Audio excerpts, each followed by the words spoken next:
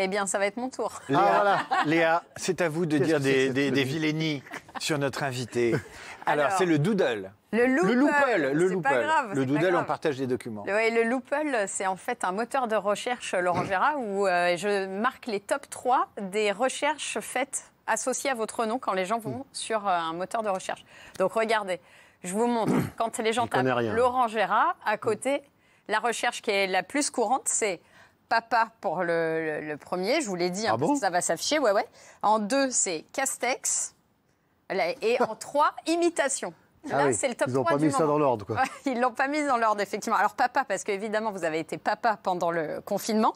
Moi, je me suis demandé, d'ailleurs, tous ces enfants qui sont venus au monde pendant le confinement, est-ce qu'ils ont signé une attestation de sortie, eux? Parce que c'est vraiment les seuls qu'on n'a pas embêtés pour ça.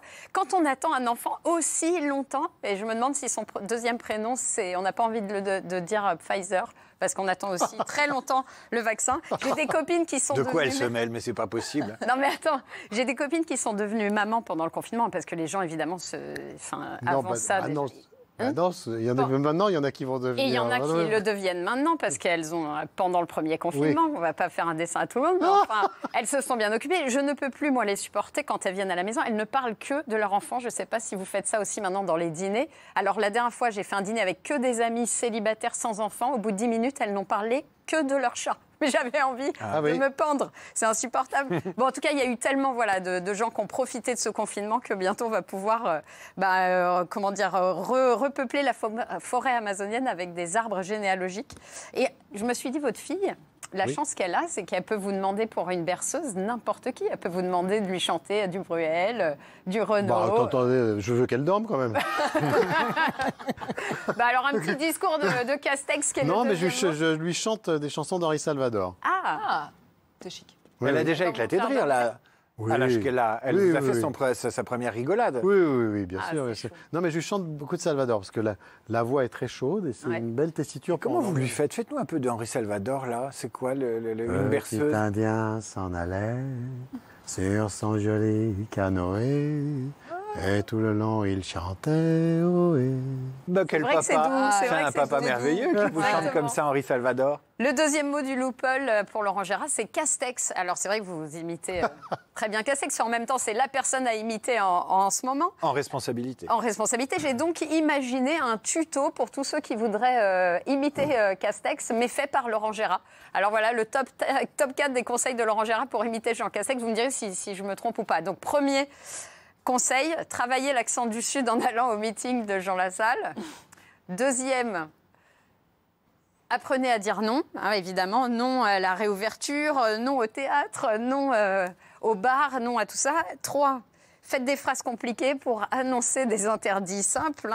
Vous allez être confiné pendant 1 an. Voilà, nous avons décidé que le périmètre spatio-temporel de vos itinéraires personnels sera réduit dans des conditions drastiques, évolutives, mais coercitives, et ce, pour une durée approximativement indéterminée. Il n'a pas dit ça, vous exagérez. Laisse-moi exagérer. 4, dernier conseil, voilà, cherchez vos lunettes, même si elles sont sur votre tête. Ça, c'est vrai que c'est un peu la spécialité de Jean Castex. Quand je le fais, je cherche mes lunettes. C'est vrai? Bah oui, forcément. Et en parlant de Castex, voilà, petite parenthèse, j'ai une idée pour récolter des fonds pour la recherche, on ne sait jamais. J'ai imaginé un calendrier avec nos élus qui s'appellerait les dieux du Covid, et je vous ai mis aussi Laurent Gérard. Ça pourrait être sympa. Regardez comme ils sont sexy.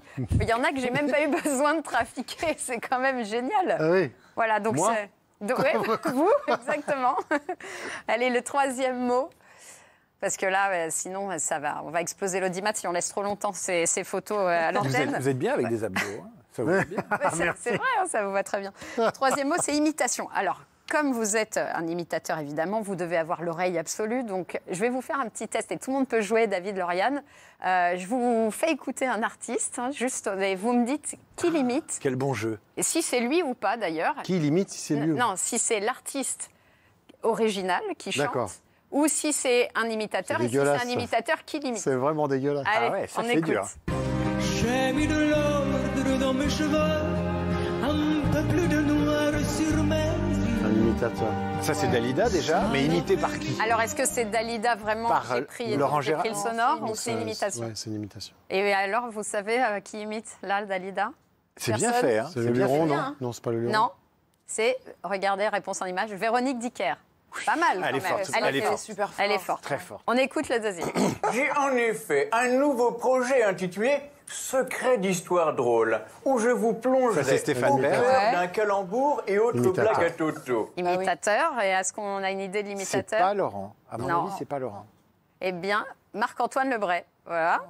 Troisième, Celui qui vous fixe dans les yeux et qui vous fait un sourire, eh ben ça veut dire quelque chose.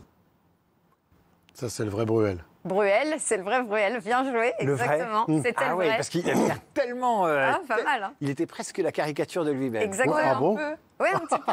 On écoute l'autre. Tout demanderait, je vais crier. Je t'aime. C'est la vraie. C'est Lara. Lara Fabian. Ouais. Et non. J'ai l'impression, non, je sais pas, parce que, vous savez c'est- pourquoi? Pourquoi? Parce qu'il y a des applaudissements. Ah, bien sûr, bien sûr. Exactement. Mais malin. c'est troublant. C'est aussi C'est Véronique toujours Dicker. Dicker, ouais. Allez, regardez, C'est trop écoutez long. celui-ci, encore deux. Johnny Hallyday, c'est immense ce qu'il fait. Le mec qui devient la caricature de lui-même. Mais c'est immense. C'est Lucchini. Lucchini. Et c'est alors qu'il lui-même. imite. C'est Lucchini lui-même, non? Ouais. C'est Lucchini qui s'imite, non?